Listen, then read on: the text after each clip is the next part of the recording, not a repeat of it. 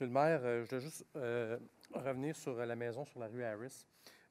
J'espère que nos lois ont changé parce que si ce qui n'était pas permis dans le temps l'est aujourd'hui, bien, que l'empiètement dans la marge avant, j'espère que ce soit permis. Je ne pense pas que notre service d'urbanisme a fait erreur là-dessus, mais je pense qu'on va regarder ça. Puis, de toute façon, à ce que je comprends, les gens autour ne s'opposent pas à la construction de cet édifice-là, sauf que s'il est déjà monté puis qu'on n'avait pas passé le règlement, ça me chicote un peu. Donc, je demande à ce que les gens de notre service aillent voir ce qui se passe là, puis nous revenir après ça en caucus pour qu'on puisse prendre une décision éclairée.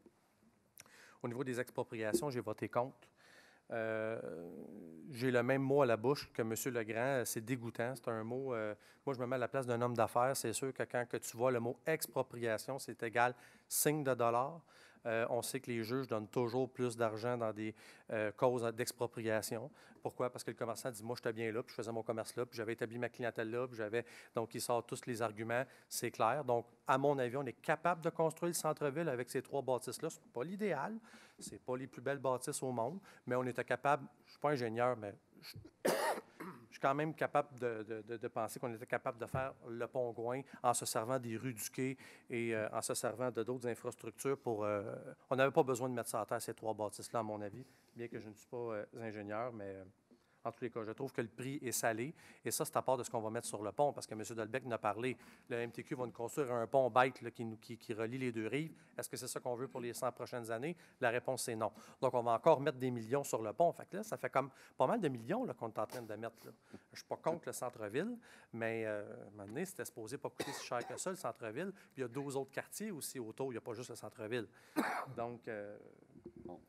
en tout cas, moi, si on avait pu sauver ça, ces bâtisses-là, mais bon, je suis un démocrate, on s'incline, on a perdu le vote ce soir, et bon, ça sera exproprié, à moins qu'il y ait une négociation de gré à gré, ce que je ne suis pas, que je suis crédule. Nous n'aurons pas une négociation de gré à gré, je te mettrai certain, bien que je la souhaite.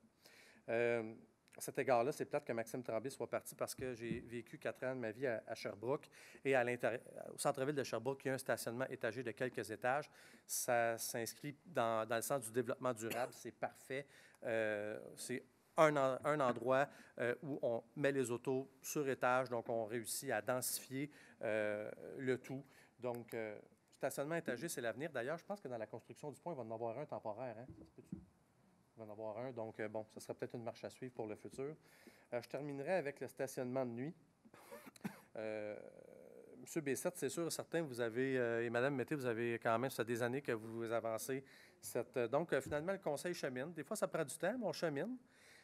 Tout comme la double période de questions. Je me souviens, c'était deux choses sur lesquelles vous avez tablé, que bon, ça a pris des années, mais le conseil s'est rendu à vos arguments.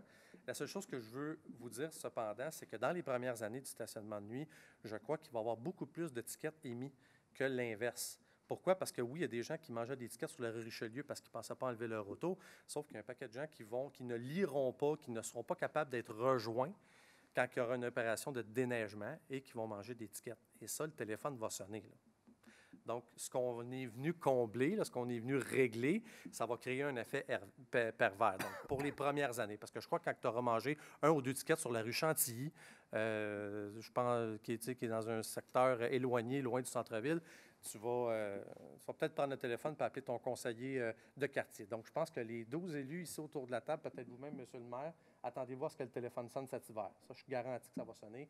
Mais je pense quand même que c'est un triste chemin à prendre pour améliorer le stationnement de nuit.